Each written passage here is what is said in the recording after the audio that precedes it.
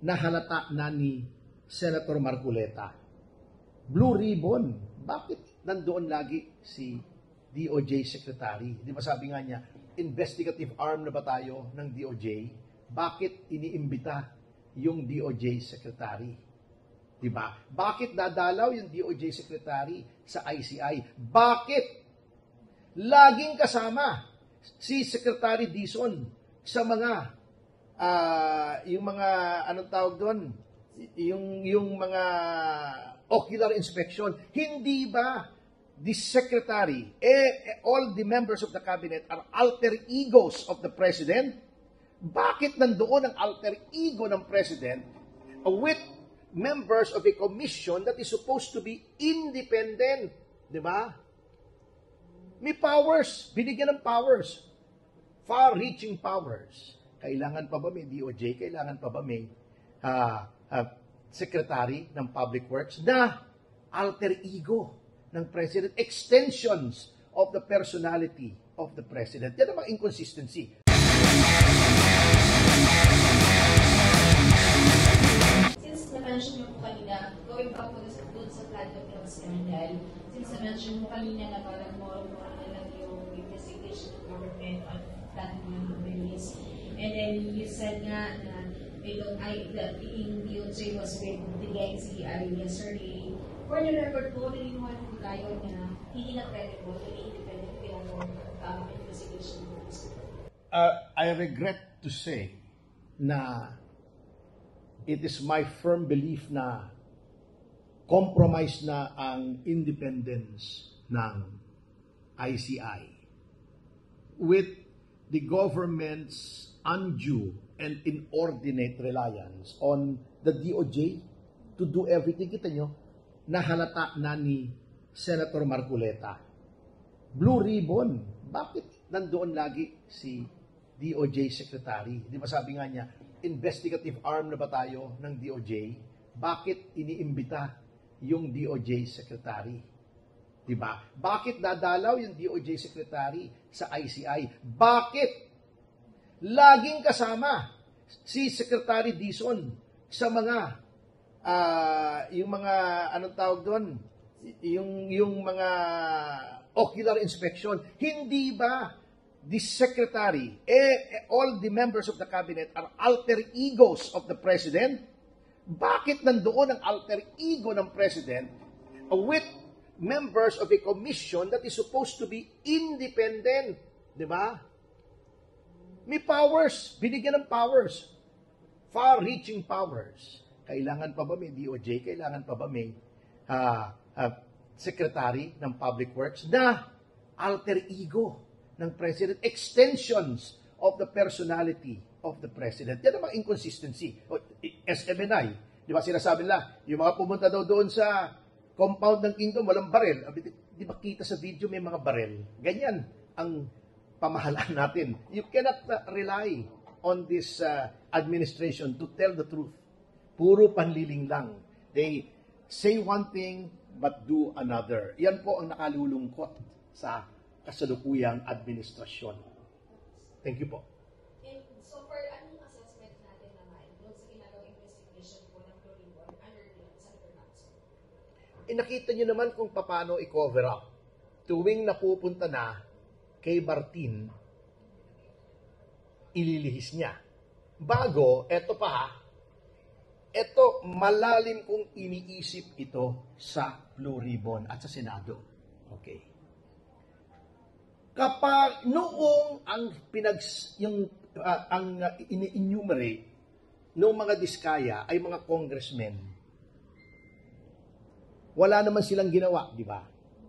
Noong si Hernandez at si Alcantara ang nagbanggit, mga senador, di ba ang DOJ finreeze agad through the AMLAC yung mga bank accounts ni Senators Joel Villanueva, Jinggoy Estrada, pati ba si Cheese na freeze? Oo. Finreeze, di ba? Oo. Bakit nung nagbanggit congressman, di finreeze? Bakit yung senador pinifreeze? Bakit yung NBI, although hindi na Blue Ribbon ito which is under the DOJ, ang nirekomendang filean 3 senador, pero sa dami ng congressmen, 2 lang ang pinapafailan. Si Saldico at saka yung sa Caloocan, si Mitch Kahayon Uy. Yun lang. Sa dami. Binanggit si Martin. Bakit hindi nila pinapafailan si Martin? Yung ibang congressman, ang daming binanggit ni Diskaya. Di ba? Bakit ganon? Hindi kaya, naglabas sila aksyon ng pahayag, halos lahat daw ng senador. Mayroong insertion sa flood control. What are they trying to do? Ito ang naiisip ko. Ito, theory ko lang naman. Since kaalyado nila yung House, and sa February 6, pwede na silang mag-file ng impeachment ulit. Pinoprotektahan nila yung House. Ang ginawa nila, they put a sword of Damocles over the heads of these senators na magtatry ng impeachment complaint kung may bago. Parang sinasabi nila, sinama pa nila si Bong Revilla, hindi porket senador ka, hindi ka makukulong. Hindi ba nakulong si Jinggoy? Di ba? Nakulong si Juan Ponce Enrile. Di ba? Di ba nakulong si Bong Revilla kahit senador? Magpa-file kami ng impeachment, kita nyo tinarget yung mga anti-impeachment na nakita nila. Si Jinggoy, Joel, Chis Escudero, yung mga nag-archive. Pag hindi kayo umayos, pakukulong namin kayo. Amin ang DOJ at baka maging ombudsman si Boying Remulla, wala kayong pagtutunguhan. Kulong kayo pag hindi kayo bumoto in favor of impeachment. Tinakot na nila. Ito mo, ang pronouncement, halos lahat ng senador. Sino lang daw wala? Tito Soto ba? Si Ping mismo, saka si Rizon Tiveros, yung mga kampi nila. Maaring totoo, pero why bring this up now? Di ba? Ang hinahanap natin, congressman at senador na aktual, na tumanggap, hindi yung may insertion. Kung hindi tinanggap sino ba nag-insert?